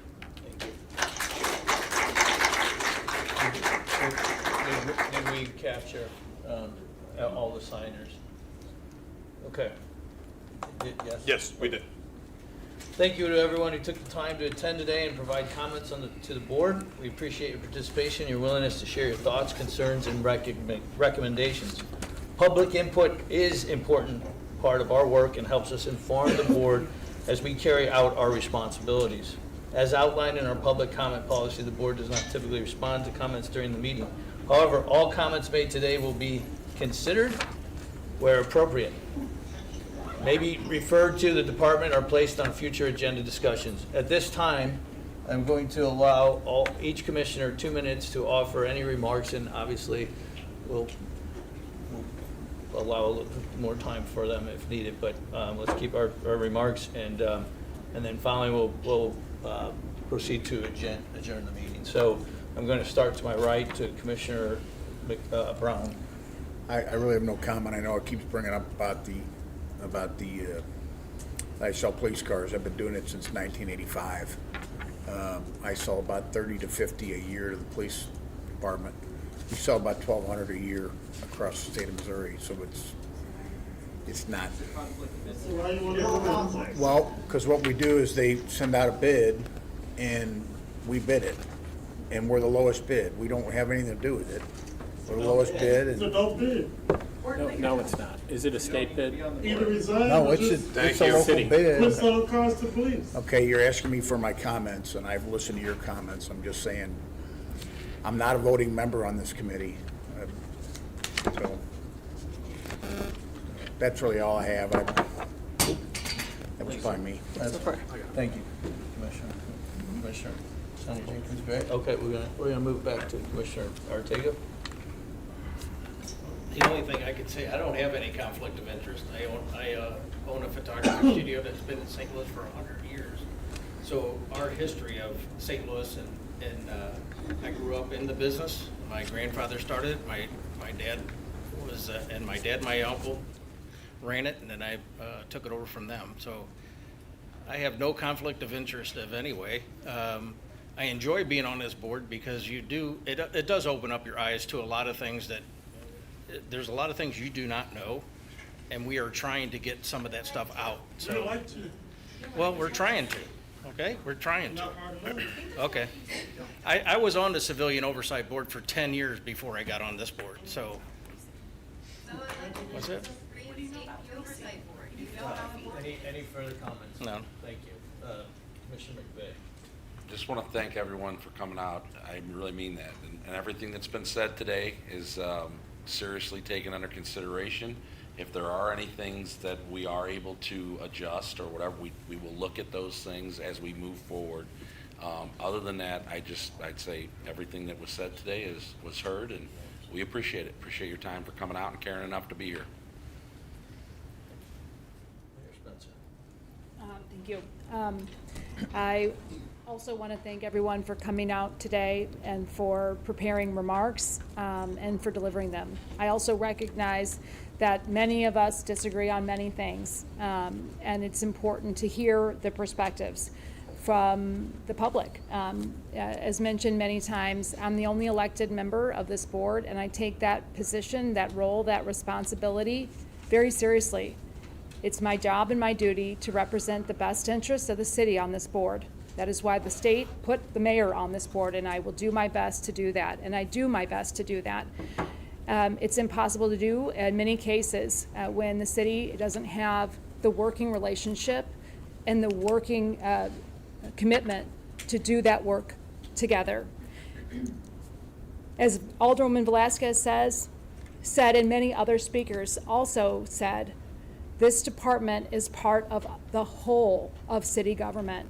We are one city, and we are one government that needs to operate together to best serve its community. Where we are right now with these bitter disagreements is so damaging for our city, and it's heartbreaking for the mayor, the representative here, to hold.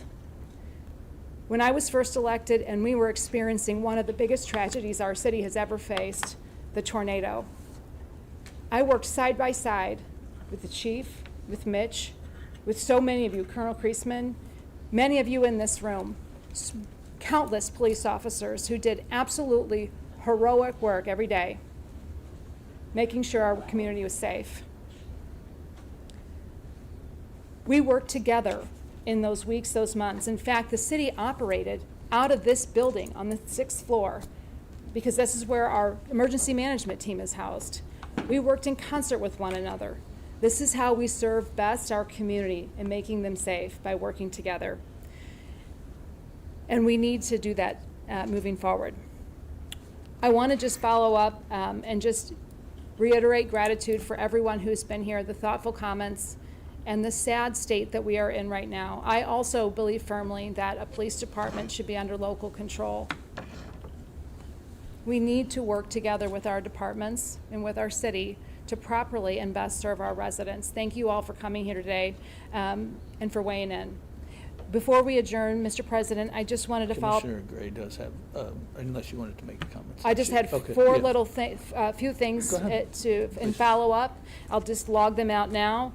While we have a calendar here for the internal working groups of the department, of the board, I'd also like to request that we have a calendar for community engagement that we can publish in advance. I'd also like to have a commitment that we have a path forward to review the 700 outstanding complaints of the civilians with regards to the police department. We also have agreed here to have a working group for real estate. I'd also like to expand that for some of the operational components, as we've discussed before, that to include the repairing of vehicles and other outstanding things that need to be addressed, like plowing the parking lots, et cetera, those things that we've been collaborative with under local control, and we need to figure out what that path forward looks like. And lastly, Mr. Gravel, at our last meeting, you had indicated and committed to providing the bills to the department electronically. I'd like to follow up on that request as well. We'll get them to you. Well, you indicated you would do that by the end of last meeting, and that didn't happen. And so I'm following up. What I indicated was I would provide what I provided to you all, which I did, and I provided it to the Okay. press as well. The billing is several months behind. We're at February, and as this board comes to the end of its financial year, the fiscal year, in 2 weeks, considering the magnitude of the bills from your law firm, it is our due diligence and our fiscal responsibility to ensure that those bills are up to date. We'll get them in. Okay. Thank you.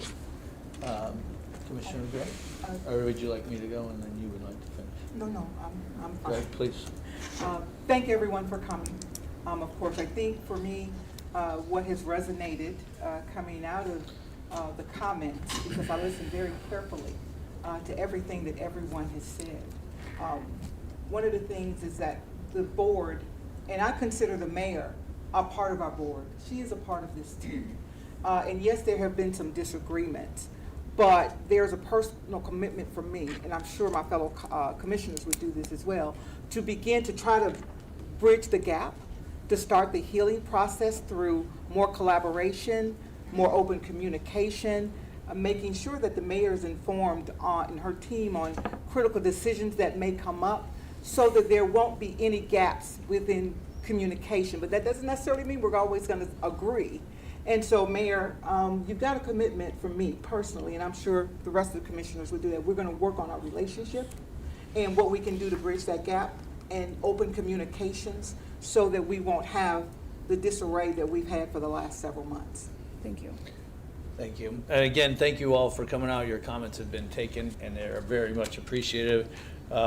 Just one comment. There are on this calendar, the public comment section is on here. They are special. They will not be part of a board meeting. They will be allowed it more time as we move forward. We will look at improving communication and being able to have more time and have the rules and policies in place. So we have already recognized that. There are 3 that we have in place that are special to just public comment.